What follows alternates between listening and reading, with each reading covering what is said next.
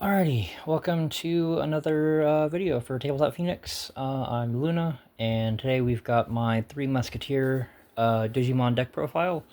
I really like this deck, like enough that I actually went and got the official sleeves and everything. This deck's really cool. I like the aesthetic of it. I like the play style. So yeah, we'll just jump right on in. Our 4 eggs are the 4 Kapurimon. Whenever an effect places an option card with 3 Musketeer trait in its sources, you gain a memory. It's pretty good. I don't know that there's a 5th egg we'd want to run. I remember seeing some suggestions for them, but I forget the name. I'm still kind of learning all the Digimon names, so... for our level 3s, we've got 4 of each Toy Agumon and 4 Sparrowmon. I saw some builds running less Sparrowmon, or even like none at all. It doesn't really make sense not to run it, just because it is like good cycling early on. And it's another level 3 that we can evolve into off of our Kapurimon. It being purple doesn't really matter because all of our level 4s can evolve off of anything with 3 Musketeer in the text. So that's not really a drawback. The red Agumon is obviously just consistency. Well, actually, they're all consistency. So, yeah. I think my least favorite thing is just not having level 4s as well, or level 3s rather. So yeah, I feel like maxing out on each of these, at least right now, is probably the correct play. Though I have seen other builds playing slightly different engines. Like, I think it's Dorumon. He's like a $5 super rare or something from an older set. I have them like saved somewhere, but I don't remember the effects offhand. Again, I'm still relatively new to this, so apologies if I forget names or make any silly deck building mistakes because I'm still figuring shit out. So yeah, I definitely think the 12 level 3s is just probably the best thing, at least with the testing that I've done for it. For our level 4s, we're playing 4 Tankmon. He just kind of recycles our stuff and de-digivolves, and also he gives reboot, which is pretty nice. Lets us swing a little safer without having to worry about giving up blockers. And it lets us disrupt the opponent's plays. So yeah, he's really nice. And then we're playing 4 of the EX7 Deputymon because he lets us trash a option card from our sources, which is pretty good. That triggers the option card effects, I believe. And then he has the 3 Musketeer trait during your turn. I don't know where all that matters. I'm drawing a blank right now, but I'm sure that does matter somewhere. And then we're also playing 2 of the BT6 Deputymon. He's in a more consistency. I don't... Are we able to get the options? No, the new option cards are 7 cost. But he does give us a 3 Musketeer type Digimon off the top, which is nice. But more importantly, he lets us go from level 4 to level 6. To a 3 Musketeer trait for a cost of 6. So yeah, that kind of lets us cheat a bit and get ahead earlier, which is definitely appreciated. We're playing 4 Gigadramon. On player when digivolving, rule top 4. Place an option with 3 Musketeer trait among them as his bottom Digivolution card. Return the rest to the bottom of the deck. And if it placed, you get to delete an opponent's Digimon or Tamer with a play cost of 3 or less. So he is just really strong removal and consistency, letting us stick our options into play without needing to actually play them. And giving the collision ability lets us kind of potentially clean up some of our opponent's problematic Digimon, which is really nice. And then I'm playing 2 different Megadramon. I'm playing 2 of the EX7 one, which lets us place a 3 Musketeers option card from our hand or trash as his bottom source to delete a 6,000 or less Digimon. And this Digimon, or Megadramon, when Digivolving, he deletes a 3 cost or less Digimon or Tamer. And then he gives that ability to any Digimon that has Machine or Dragonkin in its trait. So this is a very nice aggressive player, and in him not being able to evolve off of 3 Musketeer doesn't really matter because there currently is no purple level 4, so he can just evolve off all of our 4s regardless, which is very nice. And he kind of helps swing tempo back in our favor. For 6s, we're playing 3 Gundramon. Gundramon is a lot more consistency. He's a blocker. Like, he kind of does everything. Like, yeah, he protects your 3 Musketeer Digimon from leaving the battle area by trashing an option from his sources. So, ideally, I would like to play 4 of these, but I don't. Space is very tight, unfortunately, and I'm not really sure what I like. At some point I had him at 2. I'm like, no, this is wrong. Uh, I should play at least 3 of these. I think ideally I'd play 4, but I don't know what to take out right now. So yeah, 3 of these, definitely good card. We're playing 2 Magna Kidmon. I feel like he's simultaneously the best and worst. Because when you play him or digivolve into him, you get to play an option from your hand without paying the cost, then draw until you have 6 in hand. But with how digivolving draws you cards, I feel like the draw isn't as relevant.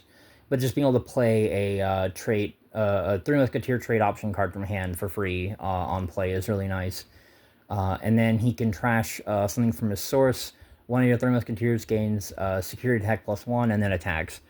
So yeah, he lets us make more aggressive plays, but he does require probably more setup than the other level 6s. So I think that's why he's only good at 2. We've got 2 Beelstarmon Ace. Just kind of a nice surprise on the opponent's turn. Any level 5 threatens this because we can evolve onto a 3 Musketeer. And then on play, she gets an option back to hand, then lets us play a 3 Musketeer trait from our hand for free. And then when she attacks, she also can help us cheat out more option cards. So, yeah, really strong, but I feel like most decks in general, you don't want to, like, play too many aces because of the downside when they leave the field of giving the opponent a bunch of memory. So yeah, most builds I did see play 2 of these. I saw a couple play 1 and some play 3, but generally I think 2 is the consensus. And then we got 2 Beelstarmon X Antibody. Being able to evolve off of any of our other level 6s for 1 is really nice.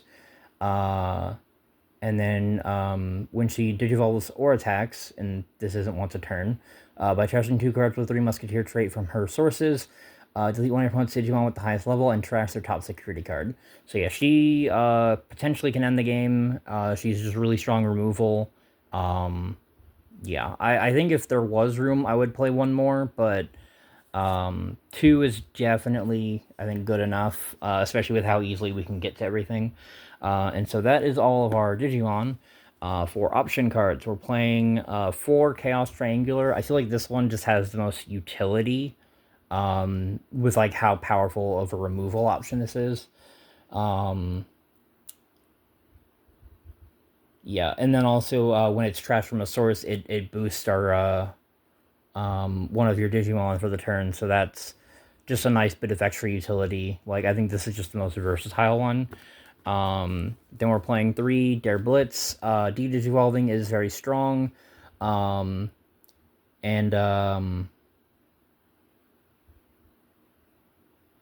yeah, he's also just removal, which is nice. But less useful, because it hits the lowest play cost. Although it goes up play cost, not level, so that's kind of interesting. And then 2 Hurricane Screwshot. I feel like this one was probably the hardest to get the full value out of, and like being able to just do like Chaos Triangular is just better, I think, in most scenarios compared to Hurricane Screwshot. But it is still useful to have. Like I think the 2-3-4 ratio is nice, just because it gives us enough. Like I feel like 7 or 8 isn't enough, and I don't think I'd want to play 4 Dare Blitz for Chaos Triangular. So I think these are just fine. And then the last 2 cards are 2 Violent In Boots. She's a memory setter, and throw your main. You can trash an option card, or a card with the Ghost or 3 Musketeer trait in your hand to draw one. So more cycling. Memory setting is nice. Be really nice if we had a more dedicated Musketeer Tamer card, but this is as close as we can get, and yeah. Maybe later we'll get more direct support. But yeah, that is my deck for today. Yeah, I'm open to feedback and suggestions on it because I'm still sort of new to the game, competitively speaking, and deck building as well. I did have some help with working on this with a friend online, so I do feel like it should be good, even if I might have made some mistakes. She was very helpful in kind of saying, "Oh, you don't need this many of this, or you should play this guy because whatever reason." Yeah, I do think the ratios are more or less okay. There's some more expensive options I could run, but um, I think for now, I think this is probably the best. And with all the reprints, like the deck is also like really cheap. Like if you don't get the alter arts, I got lucky and I pulled this one, so I think this is like the most expensive, or I think Beelstar X is like the most expensive thing in here, um, just because like the Ace and the Magna Kidmon and Gundramon have the uh, LM4 box topper reprints, and then the rest of the deck is like common, uncommon, and rare. So yeah, this is a really nice budget deck. I think it's pretty good. But obviously it's not great, or it'd be topping tournaments and stuff, and I haven't really seen that. So obviously it's budget for a reason, I guess. um, but yeah, I will try and have more Digimon content. I am considering doing some more Magic content. I feel is kind of hard to do, mostly just because I don't think people really do box openings for Magic unless they're like really old, expensive sets. Um, and obviously, I'm not getting any of those. So, um, yeah, and like most of the packs that I open are at like drafts or pre-release, so um, it's kind of hard to like film while you're in a tournament, essentially. Um, and like I want to focus on building, not on recording, so it's it does make it harder to get that sort of thing going. Although having like for like a draft, I think it would be fun to record my thoughts and everything while I'm going through. But why does my camera keep rotating? Um, Pokemon, I mainly haven't done any Pokemon openings recently because Locals hasn't actually been able to get any of the new sets because they just sold out instantly. And like they're just not available for a reasonable price because fucking scalpers. So yeah, I'd love to do more Pokemon stuff, but I'm not paying like $300 for a booster box, and 100 plus for an ETB is crazy. I don't care what the potential resale value of my cards is. I'm not giving in to scalper demand. Um, so there's that. I could do. I probably will do some Pokemon deck profiles once rotation happens. It doesn't really make sense to me unless I'm doing like a tournament report to do a Pokemon deck profile when it's going to be invalidated in 2 months. I think it's is it March or April? It's March or April. It's one of those two when rotation happens. So um, yeah, I do have an expanded deck I was gonna work on though, so I could do that. Um, and I also have a grass deck I'm working on that might be. I'm going to build it for post rotation, so I'm not going to include any F regulation mark cards in it. So that one I could probably do a deck profile on too. Um, and then Yu-Gi-Oh! Yu-Gi-Oh is really hard for me right now. I'm kind of getting into Edison because some friends are, but I don't know how much I'm gonna actually do for Edison. Like, I think we mostly want to do online, but we might get some IRL play if there's enough interest in it. Um,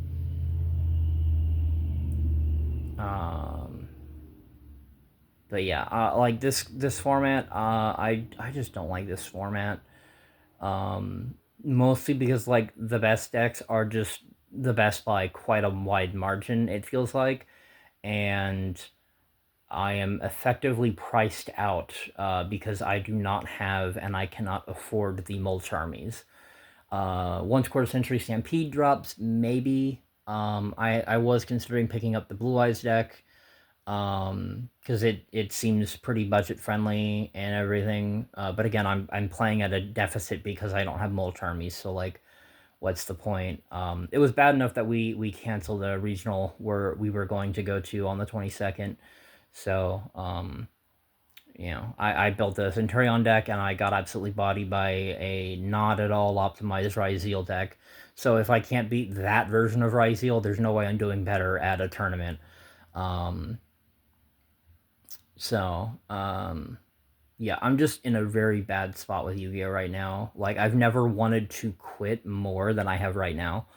Um, like I've taken breaks before, but I think this might be it, to be honest. Even though there are stuff coming out that does look interesting, I don't think it's gonna matter. Plus, I don't know if I can even afford to buy those decks because they're probably gonna have a shit ton of ultra rares that I can't afford. So, um, like the deck build packs mainly.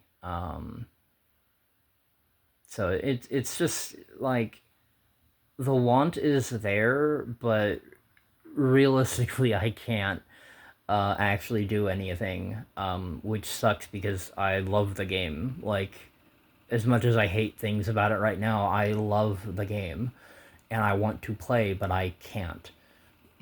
Um, so that's a thing. I'll try and have some commander decks done, but I'm sort of working on a deck and actually getting it optimized is difficult. Trying to build a Hazaret Godseeker deck for Commander. Not really familiar with Mono Red, and I want to actually utilize the speed mechanic beyond just letting Hazaret attack. So I need to get. I'm missing like two of the Mono Red speed cards, and then I should have everything. And then I need to get a couple. Like there's a list I found that looks really nice, but it's like $800 to $1,000 because the one card in it is like 300 plus. It's a Wheel of Fortune. Target player discards their hand and draws seven. It's really good, but it's also really old, and I don't think it has a reprint, so that's why it's as expensive as it is. Um, and I could just proxy it, but like I don't want to proxy like all of the cards. And the only deck I really felt like for sure I'd be fine proxying with is the My Little Pony decks, because they're not tournament legal anyway. Um, and there's also the matter of I'm wanting to make my own magic cards. I want to make a Majora's Mask themed commander deck, um, with like a mix of basically name changed cards and um, like actual new cards. Funny enough, I was wanting to make the dog race like a separate win condition deck, and I actually had like almost exactly the same as the speed mechanic. Um, like before they announced the speed mechanic, which I think is hilarious. Um, so clearly I was on the right track, but now I can just have the start your engines on the dog cards, which is amazing. Gonna make the blue dog the win con. Maybe, I don't know. Um, but yeah, that I might actually show off just because I think it could be really fun. Um, I think it'd be fun to make like sort of make my own precons for it and actually have people like play for like a 4-person pod with my Majora's Mask decks.